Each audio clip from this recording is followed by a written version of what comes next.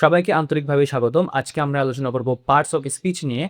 তো এই আলোচনার আগে আমাদের আসলে জানা উচিত বা আমাদের আসলে বোঝা উচিত এই পার্টস অফ স্পিচ আসলে কেনই বা এত গুরুত্বপূর্ণ একটা টপিক ইংলিশ গ্রামারে।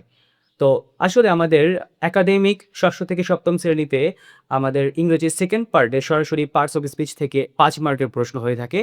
এছাড়াও আমাদের অষ্টম, নবম, দশম শ্রেণী এবং একাদশ, দ্বাদশ শ্রেণীতে ইংরেজিতে যেই প্রশ্নগুলো হয়ে থাকে, এই প্রশ্নগুলোর আনসার আমরা কত ভালোভাবে এবং কত নিখুঁতভাবে করতে পারবো, তার একটা অংশ আমাদের নির্ভর করে আমরা পার্টস অফ স্পিচ কত ভালোভাবে জানি, সেই দক্ষতার উপরে। এছাড়াও আমাদের যত প্রকার কম্পিটিটিভ এক্সামস আছে, সব এক্সামসেই কিন্তু আমাদের পার্টস অফ স্পিচ থেকে বিভিন্ন অ্যাঙ্গেলে প্রশ্ন হয়ে থাকে।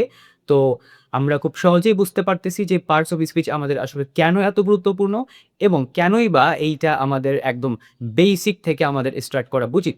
তো আমরা step by step parts of স্পিচের সমস্ত খুঁটিনাটি নিয়ে আলোচনা করব একদম বেসিক থেকে অ্যাডভান্স লেভেল পর্যন্ত। তো এই সিরিজটা আশা করি তোমরা অনেক পছন্দ করবে এবং তোমাদের কাছে অনেক হেল্পফুল হবে। তো এই জন্য তোমরা ফলো দিয়ে পাশে থাকতে পারো। তো চলো আমরা মূল আলোচনায় চলে যাই। পার্টস অফ স্পিচের সংজ্ঞার দিকে যদি আমরা তাকাই, তাহলে আমরা সংজ্ঞাটা পাবো যে বাক্যে ব্যবহৃত প্রতিটি শব্দকে পার্টস অফ স্পিচ বলে। আমি যদি একটা উদাহরণের মাধ্যমে বোঝানোর চেষ্টা করি, তাহলে এই যে একটা বাক্য আমি নিয়েছি, I saw A boy playing in the field. তো এই বাক্যটা তৈরি করার জন্য আমার এইখানে একটা শব্দ লাগছে, এইখানে আরেকটা শব্দ, এইখানে আরেকটা শব্দ, এইভাবে যতগুলো শব্দ আমি এখানে পাচ্ছি প্রত্যেকটাই এক একটা পার্টস অফ স্পিচ এবং এদের প্রত্যেকের আলাদা আলাদা নাম আছে। যেমন আই, এইটা হলো প্রোনাউন। আবার যেমন যদি বলি স, এইটা হলো ভার্ব। তো এইভাবে প্রত্যেকটা শব্দের একটা আলাদা আলাদা নাম আছে এবং এই একাধিক পার্টস অফ স্পিচ মিলে একটা পরিপূর্ণ বাক্য কিন্তু মেক করে। ওকে, তাহলে আমরা একটু দেখি যে পার্টস অফ স্পিচ কয় প্রকার। আমি অত্যন্ত আশাবাদী যে আমরা সবাই এটা জানি যে পার্টস অফ স্পিচ হইল যে ৮ প্রকার এবং সেগুলো হইল যে কি, noun, pronoun, adjective, verb, adverb, preposition, conjunction আর হইল যে ইন্টারজেকশন। তো আমরা স্টেপ বাই স্টেপ প্রত্যেকটা পার্টস অফ স্পিচ নিয়ে আমরা ইন ডিটেইল আলোচনা করব, কিভাবে বিভিন্ন অ্যাঙ্গেল থেকে আমাদের প্রশ্ন আসে এবং কম্পিটিটিভ এক্সামসগুলোতে প্রশ্ন আসে, আমরা সেসব নিয়েও বিস্তারিত আলোচনা করব প্রত্যেকটা parts of speech. Today will discuss the noun. তো আমি জানি যে তোমরা প্রত্যেককেই জানো যে আসলে নাউন কাকে বলে, তারপরেও আমরা একটু রিভিশন দেই। সেটা হলো যে নামবাচক যে কোনো শব্দকে নাউন বলা হয়। তো কিসের নাম হইতে পারে? সেইটা হইতে পারে একটা ব্যক্তির নাম হইতে পারে, যেমন নিশাত, সাদিয়া।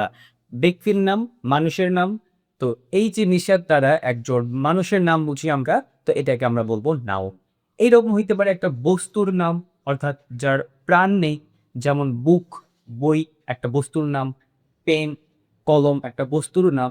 এইরকমভাবে প্রতিষ্ঠানের নাম হইতে পারে, প্রাণীর নাম হইতে পারে, কোনো একটা সম্পর্কের নাম হইতে পারে, যেমন আহ, যেমন হইল যে ফ্রেন্ড, বন্ধু, তারপর সান, আঙ্কেল।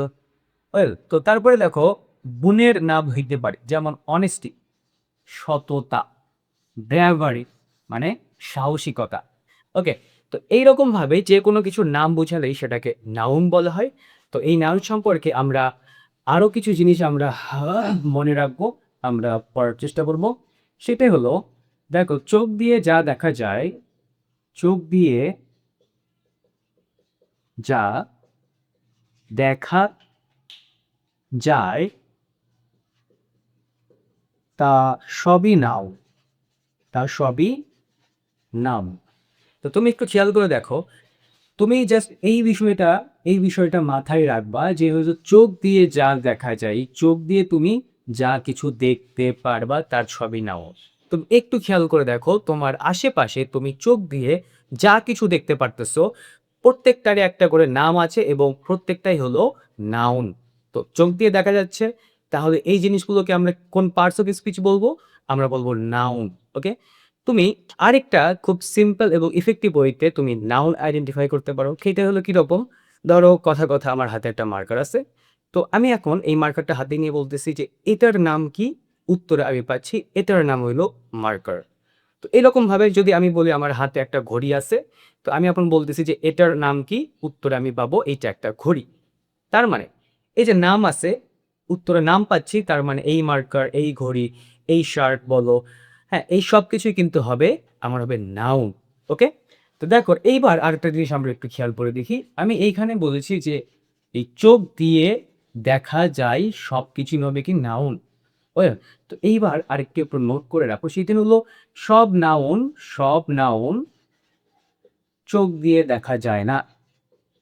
চোখ দিয়ে দেখা যায় না। তাদের অ্যাবস্ট্রাক্ট নাউন, তাদের সাধারণত অ্যাবস্ট্রাক্ট নাউন বলা হয়। সাধারণত অ্যাবস্ট্রাক্ট নাউন বলা হয়। ওকে?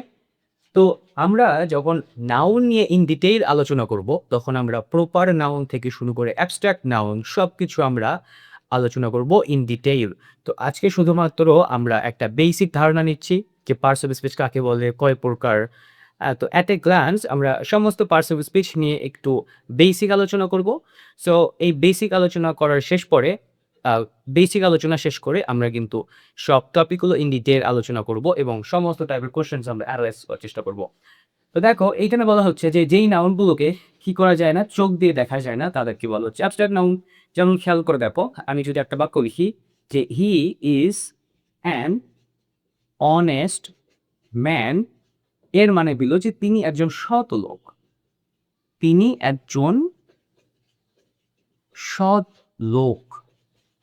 হ্যাঁ, এবার আমি যদি বলি এই যে অনেস্ট, এইটা হলো যে সৎ।